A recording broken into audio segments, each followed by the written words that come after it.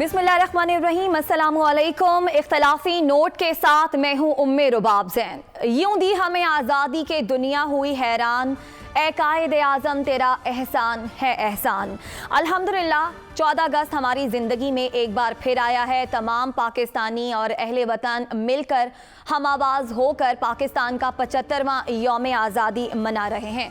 पाकिस्तान पर अपनी जान कुर्बान करने वालों को दुनिया न्यूज़ का सलाम।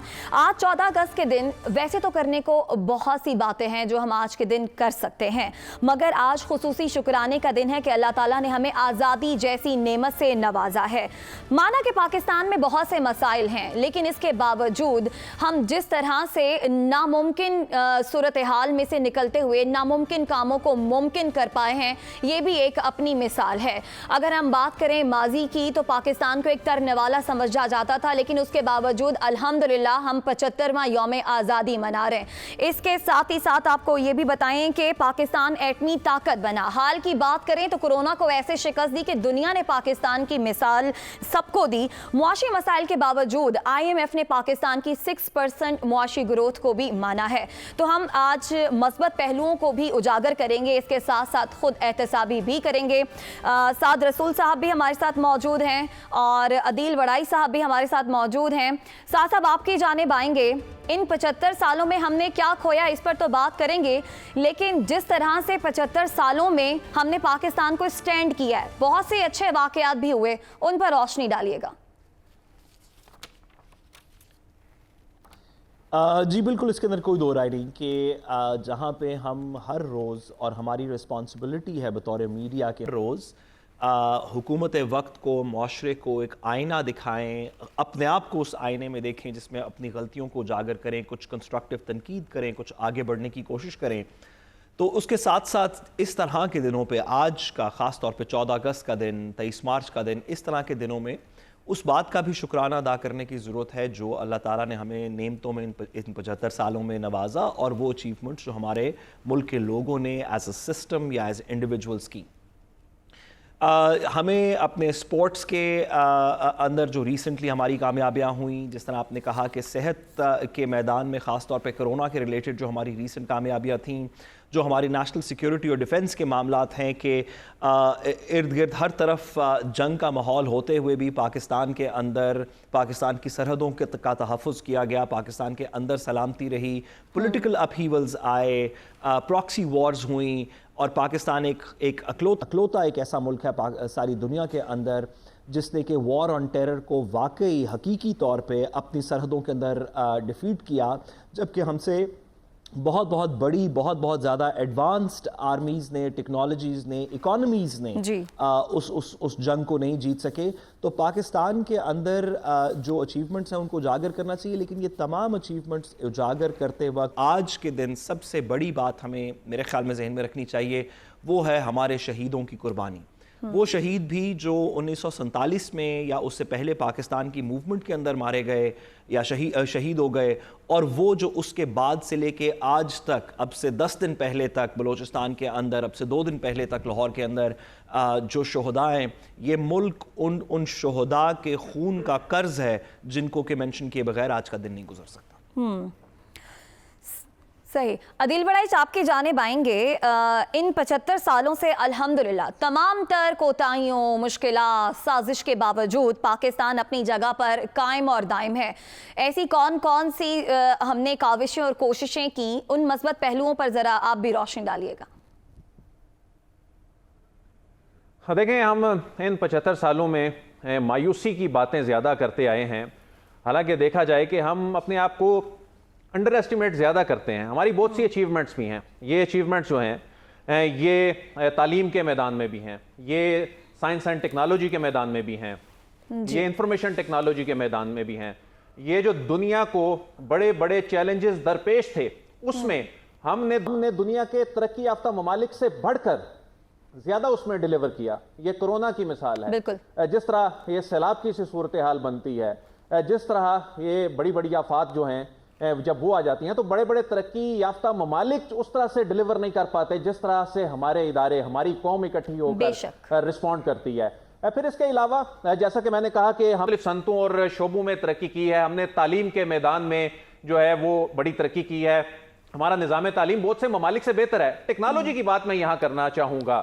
ایک تو دیکھیں الحمدللہ ہم ایٹمی طاقت ہیں, لیکن میں آئی ٹی کے میدان میں, ٹیکنالوجی کے میدان میں ایک چھوٹی سی مثال دینا چاہتا ہوں. مثال کے طور پہ ہم نے نادرا جیسا ایک ایسا ادارہ کھڑا کیا, اگر ہم اس کو دیکھیں تو دنیا کا سب سے بڑا ڈیٹا بیس ہم نے کھڑا کیا ہے, اور اس کی بنیاد پر ہماری اتنی مسائل اور مشکلیں حل ہونے جا رہی ہیں اور ہو چکی ہیں معاشی میدان میں, سیکیورٹی کے میدان میں. صرف ایک نادرا کی مثال دے رہے ہیں, اور کسی ترقی یافتہ ملک سے اس کا کمپیریزن کر کے دیکھ لیں جتنا بڑا ادارہ ہم نے نادرا کی صورت میں کھڑا کیا ہے. آج آپ کی ہر چیز ڈاکومنٹڈ ہے, آج آپ کی ہر چیز آٹومیشن کی طرف جا رہی ہے, آج ٹیکس کے معاملات جو ہیں وہ اس طرح سے ڈاکومنٹڈ ہونے جا رہی ہیں جس طرح مغربی ممالک میں ہے. آج جو ہر موبائل سم ہے اس کا ایک ریکارڈ ہے. تو یہ ساری چیزیں یہ ہمارے اپنے لوگوں نے کی ہیں, یہ کوئی باہر سے کوئی ماہرین بلا کر نہیں ایسا کیا گیا. تو یہ ہمارے اپنے اسٹوڈنٹس نے, ہمارے اپنے انجینئرز نے, ہمارے اپنے آئی ٹی ماہرین نے کی ہیں. پھر دنیا کی بہترین فوج, اس کو اور اس ملک کے لیے آج یہ جو ہم 75واں یوم آزادی دیکھ رہے ہیں, اس ملک کے لیے جان قربان کرنے والے لوگوں کو آج سلام پیش کرنے کا دن ہے. آج آپ یہ دیکھیں کہ ہم نے جب سے قیام پاکستان سے لے کر اب تک 4 جنگیں اور ہم نے 1200 آپریشنز دیکھے ہیں, اس میں 18,000 دہشت گرد جو ہیں وہ جہنم واصل کیے گئے ہیں.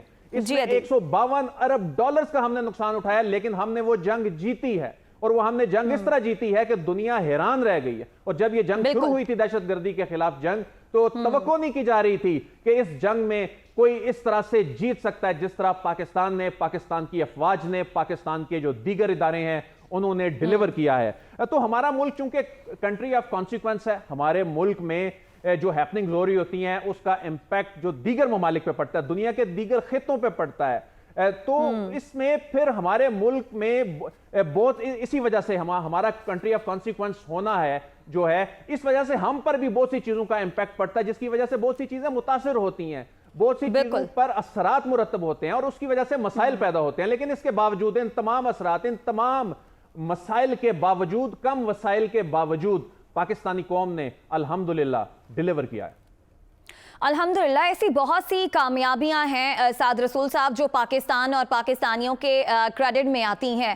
ماضی گزر گیا, ہم پاکستان کا حال ہیں اور ہمارے آنے والے بچے اس پاکستان کا مستقبل ہیں. ہم ایسی کیا مثال بن سکتے ہیں آنے والے مستقبل میں, اور ہم ایسے انفرادی طور پر ایسا کیا فیل کریں, ایسے کون سے کام کریں جس سے ہم ایک پاکستان کی خدمت کر سکیں اور اس کو بہتر پاکستان بنانے میں اپنا کردار ادا کر سکیں؟ دیکھیے, جو آپ نے اس سوال کا جو پہلا حصہ تھا کہ ہم قومی سطح پہ, ملکی سطح پہ, ایک نیشنل سطح کے اوپر تو پاکستان کا بہت ہی امپورٹنٹ رول ہے. جیسے کہ ابھی عدیل وڑائچ صاحب بھی فرما رہے تھے کہ ہماری جیوگرافک لوکیشن کس طرح کی ہے, آنے والے سالوں میں, آنے والی دہائیوں میں جس طرح دنیا پوائز ہو رہی ہے, جس میں چین اور امریکہ کا ایک ہمیں اپ کمنگ کمپٹیشن نظر آ رہا ہے, جس کے اندر روس بڑا امپورٹنٹ ہے, جس میں افغانستان ابھی تک سیٹل نہیں ہوا, جس طرح بھارت کی بربریت جس کے اندر ہم دیکھ رہے ہیں, جس میں ایران کے مسائل ابھی سیٹل نہیں ہوئے, جس میں مڈل ایسٹ ایک ٹیکنالوجی کی طرف جا رہا ہے. یہ تمام جن ممالک کا میں نے تذکرہ کیا یہ پاکستان کے خطے کے ممالک ہیں, پاکستان کے ان کے سینٹر میں ریسٹ کرتا ہے. تو پاکستان کا آنے والے دنوں میں, آنے والے سالوں میں, دہائیوں میں اس خطے میں اور اس کی وجہ سے دنیا میں تو ایک بڑا امپورٹنٹ رول ہوگا. اب وہ پازیٹیو رول ہوگا, وہ نیگیٹو رول ہوگا, وہ اچھا رول ہوگا, وہ برا رول ہوگا, یہ ہمارے پالیسی بنانے والوں کے فیصلوں کے اوپر ڈیپینڈ کرے گا, اور اس پہ ہم انشاءاللہ روز کے روز پاکستان کے اندر بحث کرتے رہیں گے. جو آپ نے دوسری بات کی کہ ہم انڈیویجول طور پہ کیا کر سکتے ہیں, دیکھیے علامہ اقبال نے فرمایا کہ افراد کے ہاتھوں میں ہے اقوام کی تقدیر, ہر فرد ہے ملت کے مقدر کا ستارہ. تو آپ کی ایفرٹ, میری ایفرٹ, عدیل وڑائچ صاحب کی ایفرٹ, ہم سب لوگوں کی ایفرٹ کو جب سم کرتے ہیں, کچھ کی پازیٹیو ایفرٹس, کچھ کی نیگیٹو ایفرٹس, جب ان سب کو ہم جمع کر دیتے ہیں تو اس پازیٹیوز اینڈ نیگیٹیوز کا جو کل سم ہے وہ ہماری قوم کی نیشنل ایفرٹ کے اندر ٹرانسلیٹ کرتا ہے. اس کے اندر بہت سے چیزوں کے اندر تو ہم بہتری کر رہے ہیں, جس طرح ابھی پہلے مینشن کیا گیا, اسپورٹس میں بھی, ایگریکلچر میں بھی, انڈسٹری میں بھی. لیکن ایک چیز جس کے اوپر میرا خیال ہے آپ کے سوال کے جواب میں کہ ہمیں کیا کرنا چاہیے انڈیویجولی بھی اینڈ ایز اے قوم, وہ یہ ہے کہ میرے بصد احترام میرے خیال میں جو جن لوگوں کو ہم نے سیاست کے اور ٹیلی ویژن کے میدان میں ہم نے دیکھا کہ وہ آہستہ آہستہ ہمارے ملک کے رول ماڈلز بنتے جا رہے ہیں، جن پہ سوشل میڈیا، جن لوگوں کے اوپر سوشل میڈیا پہ بحث ہوتی ہے، کبھی کوئی ٹک ٹاک بن رہی ہوتی ہے، کبھی کوئی میم بن رہی ہوتی ہے، جن لوگوں کے اوپر ہر گلی چوراہے میں، ہر ٹھیلے کے باہر کھڑے ہوئے لوگ بات کر رہے ہوتے ہیں کہ ان فلانے نے کیا بات کی، فلانے نے کیا بات کی، ہر ڈرائنگ روم میں جس پہ بحث ہو رہی ہوتی ہے، اگر ہم ان لوگوں کو چننے میں، ان کی کوالٹی میں اور ان لوگوں کے انداز گفتگو میں، ان کی تہذیب میں اگر کچھ بہتری آ سکے، ہم کچھ بہتر لوگ چن سکیں، تو اس سے پورے ملک کے نیشنل ماڈلز جو ہیں ان کے کلچر کے اندر امپروومنٹ آئے گی۔ آج اگر لوگ کسی ایسے شخص کو دیکھ کے امیٹیٹ کرتے ہیں جس نے کہ بہت سنا دی اگلے کو باتیں اور بڑے جوکس کریک کیے اور اس طرح کی، جس طرح آج کل ہم دیکھ رہے ہیں ہمارے سیاست کے میدان میں جو جتنی بدتمیزی کرے وہ اتنا پاپولر ہے، اگر ہم اس طرح کے لوگوں کی بجائے تہذیب یافتہ لوگوں کو اپنا رول ماڈلز بنائیں تو میرا خیال ہے کہ اس ملک میں بہت بہتری آئے گی across the board, Hare field کے اندر۔ بالکل سعد صاحب، آپ نے جو بات کی بالکل درست بات کی، لیکن آج کا دن ایسا دن ہے کہ تمام سیاسی جماعتیں ہوں یا ان سیاسی جماعتوں کو سپورٹ کرنے والے، ان کے سپورٹر اپنی اختلافات کو بھلا کر آج جو ہے وہ جذبہ حب وطنی سے پاکستان کا جنم دن منا رہے ہوتے ہیں۔ سیاست پر آگے چل کے بات کرتے ہیں۔ بالکل میں سمجھ گئی آپ نے سیاسی بات بالکل نہیں کی کہ ہم اس میں سیاسی بات نہیں کر رہے، ہم کہہ رہے ہیں کہ ایز اے نیشن ہمیں بطور قوم اپنے رول ماڈلز کو امپروو کرنا چاہیے، سیاست کے میدان میں بھی، دیگر میدانوں میں بھی۔ جب رول ماڈلز امپروو ہوں گے تو قوم کے بچے، قوم کی ایگزامپلز امپروو ہوں گی، جس کی وجہ سے تمام بالکل سعد صاحب آپ کا پوائنٹ آ گیا۔ عدیل وڑائی صاحب آپ کی جانب آئیں گے۔ پرسوں ہم نے دیکھا کہ قومی اسمبلی میں ہمارے ملک کا مستقبل موجود تھا، بچوں نے تقاریر کی اور وقت کے حکمرانوں سے بڑے سخت سوالات بھی کیے اور اپنے مستقبل کے حوالے سے وہ پریشان بھی نظر آئے۔ آپ سے بھی یہی سوال کہ ہم اپنے مستقبل کو بہتر کرنے کے لیے انفرادی طور پر کیا کر سکتے ہیں؟ دیکھیں، ہمیں اپنے ملک کے مستقبل کو بہترین بنانے کے لیے ہماری جو سب سے بڑی پاور ہے، ہماری آبادی کا جو بہت بڑا حصہ ہے وہ یوتھ ہے۔ ہم نے اس پوٹینشل کو یوٹیلائز کرنا ہے، ہم نے اس پوٹینشل کو سسٹم کا سٹیک ہولڈر بنانا ہے، ہم نے اس پوٹینشل کو اپنے سیاسی پارلیمانی نظام کا حصہ بنانا ہے۔ لیکن اس وقت کی جو صورتحال میں دیکھ رہا ہوں، اور جو آپ نے سیاسی معاملات پہ ہم آگے چل کے بات کریں گے، لیکن سیاست کہیں نہ کہیں آ جاتی ہے، اور اس میں جو اس وقت سوشل میڈیا ہے خاص طور پہ، اور اس وقت جتنی پولرائزیشن ہوئی ہے، اس وقت ہمارا نوجوان، ہمارا وہ بچہ جس نے ابھی ووٹر بننا ہے، لیکن وہ اس وقت سیاسی طور پر اس پولرائزیشن کا حصہ بن چکا ہے۔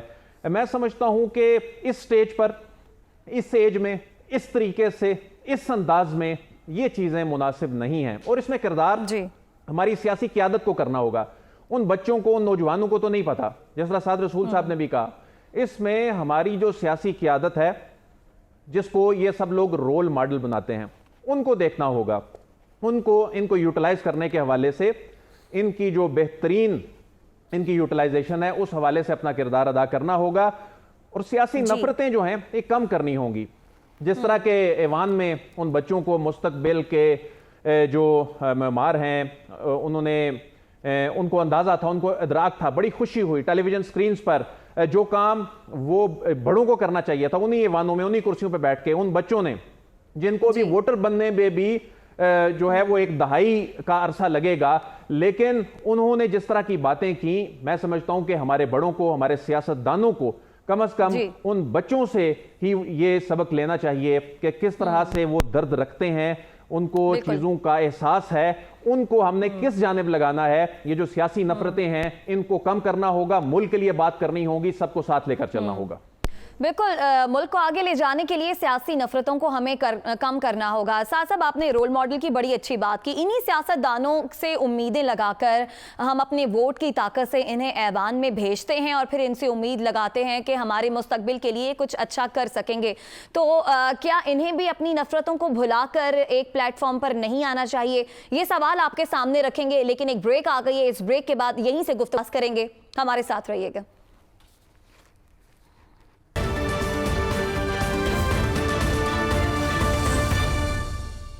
वेलकम बैक नाजरीन। आज हम पाकिस्तान की डायमंड जुबली मना रहे हैं। एक परचम के साए तले हम एक हैं और हमारा रहबर भी एक है, कायद आज़म मोहम्मद अली जिन्ना। जो रहनुमा उसूल हमें उन्होंने सिखा दिए, बता दिए, उन्हीं पर ही चलते हुए हम पाकिस्तान को आगे ले जा सकते हैं।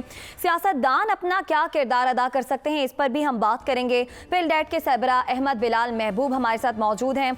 अहमद बिलाल महबूब साहब, बहुत शुक्रिया आपके वक्त का। ये बताइएगा कि हम अपनी वोट की ताकत का इस्तेमाल करते हुए जिन सियासतदानों को ऊंचे ऐवानों तक पहुंचाते हैं, उन पर कितनी बड़ी जिम्मेदारी आयद होती है कि वो अपने इख्तलाफात को बलाए ताक रख कर वो अपने मसाइल को भुलाकर सिर्फ पाकिस्तान के लिए सोचें। जी बहुत शुक्रिया। देखिए, पहला एहतमाम तो हमें ये करना चाहिए कि ये जो हर 5 साल बाद इंतखाबात होते हैं, ये रेगुलरली होते रहें और इनके अंदर कोई इंटरप्शन ना हो।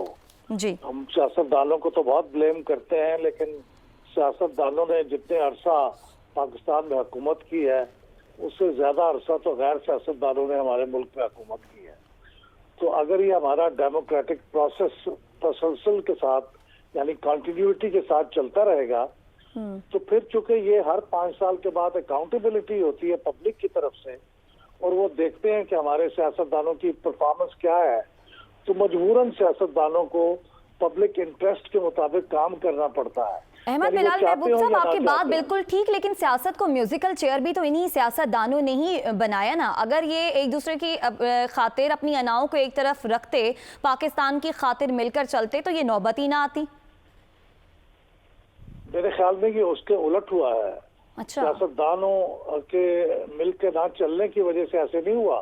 दुनिया भर में देखिए, सियासतदान तो एक दूसरे के साथ कम्पीट करते हैं, जी, मुखालफतें होती हैं, पार्टियां होती हैं, इसीलिए हिज़्ब इख्तलाफ और हिज़्ब इक़्तिदार का तस्वर होता है। तो दोनों को मिल बैठने की कोई रिक्वायरमेंट दुनिया के किसी जमहूरी मुल्क में नहीं है।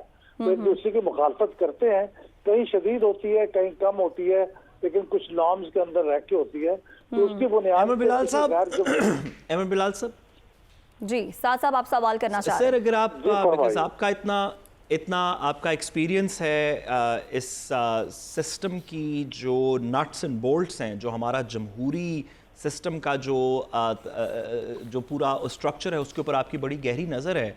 सर, ये बात तो आपकी दुरुस्त है कि जमहूरियत में तसलसल होना चाहिए। Aahista Aahista public accountability weed out कर देगी उन लोगों को जो परफॉर्मेंस नहीं देंगे। लेकिन सर, सिस्टम के तकाजे से कुछ बेहतरियाँ भी मकसूद हैं कि हम सिस्टम को कुछ बेहतर करें। हमारा जो रियासती डेमोक्रेटिक स्ट्रक्चर है, उस पर्सपेक्टिव से सर आपकी क्या एडवाइस है कि आने वाले सालों में, दिहाइयों में हमें क्या इम्प्रूवमेंट सिस्टम में करनी चाहिए कि बेहतर पॉलिटिशियंस आएँ, उनका बेहतर गवर्नेंस स्ट्रक्चर हो और कोई अकाउंटेबिलिटी और तसलसल चलता रहे? ये बहुत अच्छा सवाल है। मैं अक्सर इसके बारे में सोचता हूँ और मैं समझता हूँ कि जो टॉप मोस्ट प्रायोरिटी इस वक्त हमारी होनी चाहिए, वो हमारे लोकल गवर्नमेंट सिस्टम को स्ट्रेंथन करने की होनी चाहिए। और उसमें बहुत जरूरी है कि जैसे 18th अमेंडमेंट हुई थी, तो मैं समझता हूँ ये कोताही हुई है कि वहाँ पे लोकल गवर्नमेंट के लिए सिर्फ एक छोटी सी 1.5 सत्र की कॉन्स्टिट्यूशनल अमेंडमेंट की गई है। उसकी बजाय बाकायदा उसके अंदर 148 कॉन्स्टिट्यूशन की तर्ज पे चैप्टर्स इंक्लूड करने चाहिए थे, ताकि एक तो ये कि लोकल गवर्नमेंट का तहफ़्फ़ुज़ हो सकता, और दूसरा लोकल गवर्नमेंट की जो ब्रॉड आउटलाइंस हैं वो उसके अंदर डिफाइन हो जाती और हम बाकायदगी से चलते।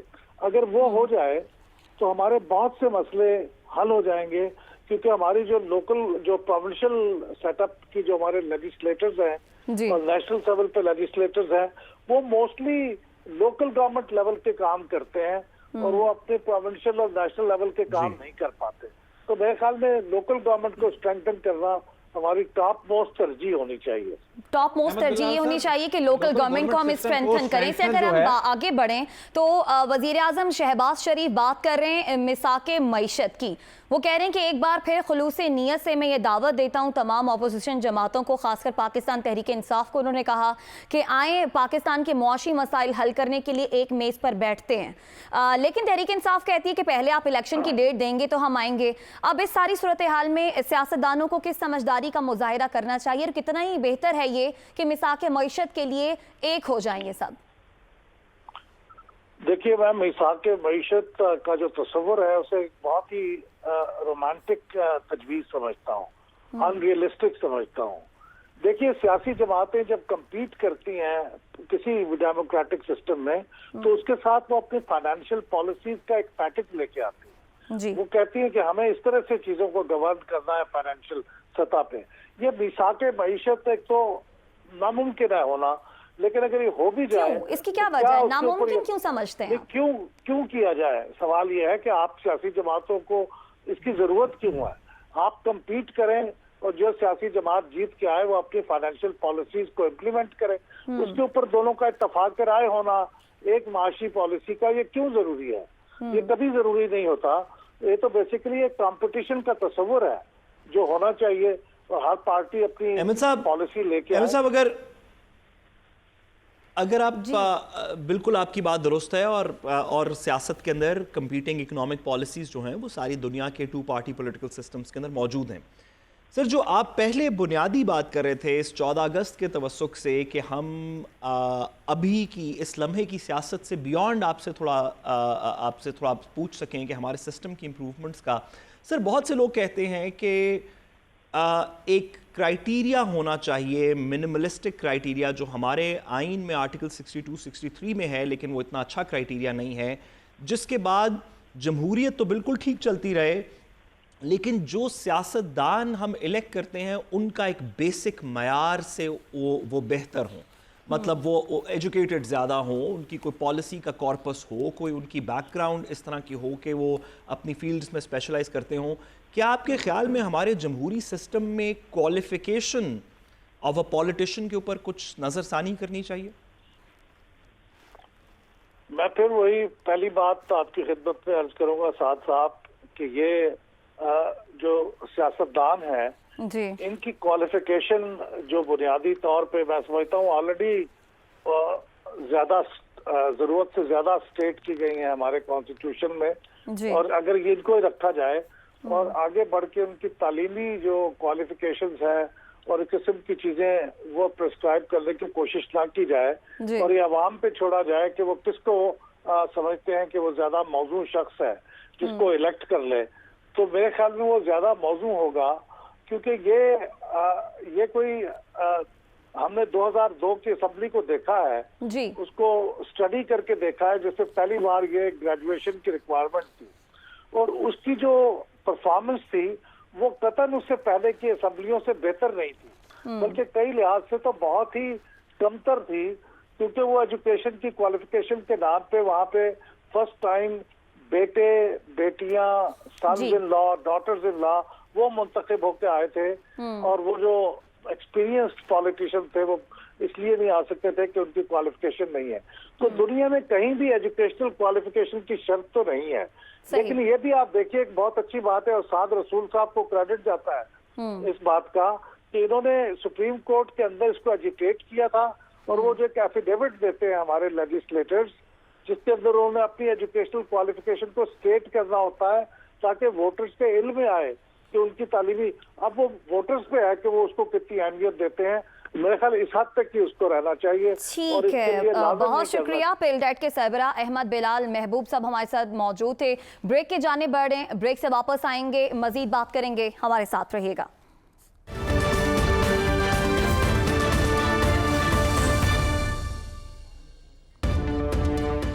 वेलकम बैक नाज़रीन। अदालती एक बिल है जो कि ज़िला इंतज़ामिया के अदालती इख्तियारात को ख़त्म करने से मुतल्लिक है।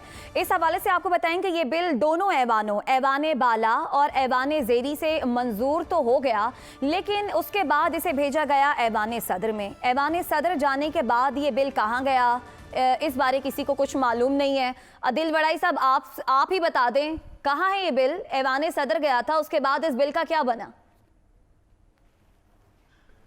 जी, बड़ी हैरानकुन सूरत हाल है।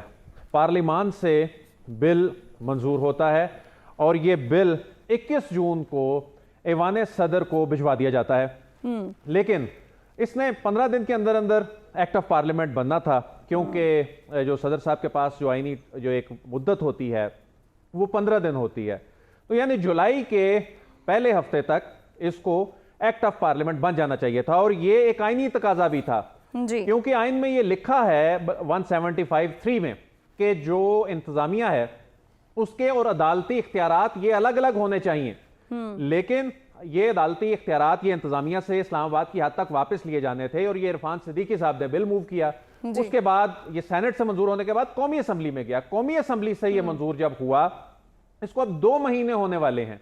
ऐवान सदर ये कह रहा है कि हमारे पास फाइल आई नहीं है, हमारे पास जो फाइल्स आती हैं उसमें अगर सदर ने कोई एतराज लगाना होता है या नजरसानी का कहना होता है तो वो वापस भिजवा दी जाती है, लेकिन वो रिकॉर्ड का हिस्सा तो होती है। हमारे पास ये फाइल आई ही नहीं है। हमारे पास टोटल 85, जब से गवर्नमेंट आई है, 85 कहेंगे या जानबूझकर ऐसा हुआ अदील, क्योंकि इससे पहले जबरी गुमशुदगियों से मुतालिक जो बिल था वो भी अचानक ऐसे ही लापता हो गया था। सिर्फ यही नहीं है, NITB का बिल जो कल सदर मुमलिकत ने जिसकी मंजूरी दी है उसमें भी ऐसे हुआ, 1.5 महीने तक वो फाइल पता नहीं कहां रही। इसमें गलती किसकी है? आप किसको कसूरवार ठहराएं और कहें कि उसने अपने फराइज की अंजामदही ठीक से नहीं की? जिम्मे किसके आएगी ये सूरत हाल? देखें, जब ऐवान वजीर आजम और ऐवान सदर जैसे सबसे बड़े फोरम्स पे ये हालत है कोऑर्डिनेशन की, तो मुल्क के दीगर इदारों का, सिविलियन इदारों का क्या हाल होगा कोऑर्डिनेशन का? आपका यही सवाल है कि साद रसूल की तरफ जाते हैं, साद रसूल की तरफ जाते हैं अदील बड़ाई साहब, आपका यही सवाल लेके। साद रसूल साहब, आपने अदील की ज़बानी सुन लिया कि ना सिर्फ ये बिल, इससे पहले जबरी गुमशुदगियों का बिल और कितने ही दीगर ऐसे बिल हैं जो लापता हो जाते हैं।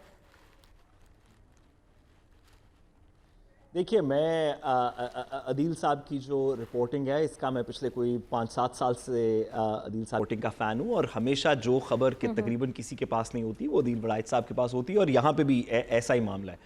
मैं बतौर एक कानून के तालिब इल्म तो कम्प्लीटली इसमें I am lost for words कि ऐसे कैसे हो सकता है कि सेनेट और नेशनल असेंबली से एक बिल पेश हो और वो पास होने के बाद सदर के पास जाए, एक नेशनल लेजिस्लेशन, और वो फिर दरमियान में कहीं गुम हो जाए।